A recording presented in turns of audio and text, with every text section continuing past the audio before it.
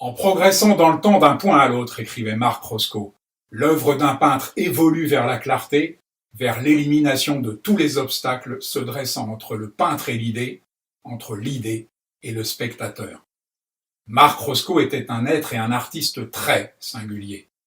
Abandonnant d'un coup tout son héritage plastique, le peintre s'exprimera désormais par le rectangle et par lui seul, même si ce ou ces rectangles semblent se dissoudre pour la plupart dans un brouillard qui en ronge les contours.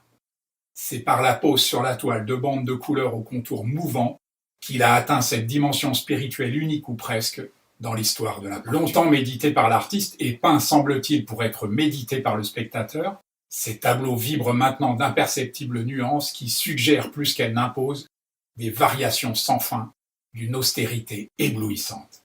Je veux, écrivait Marc Roscoe dans le New York Times, exprimer une idée complexe en termes simples. À contempler ces dernières toiles, tout indique que lorsque Marc Roscoe s'est donné la mort en 1970, il était sur le point de révéler une vérité que nombre de jeunes peintres, aussi bien européens qu'américains, espèrent encore aujourd'hui trouver dans son œuvre. Lui, qui se voyait en faiseur de mythes, n'avait pu supporter l'idée qu'un anévrisme de l'aorte l'handicape au point de lui interdire les grands formats. Alors Marc Roscoe est entré dans la légende maudite de l'art.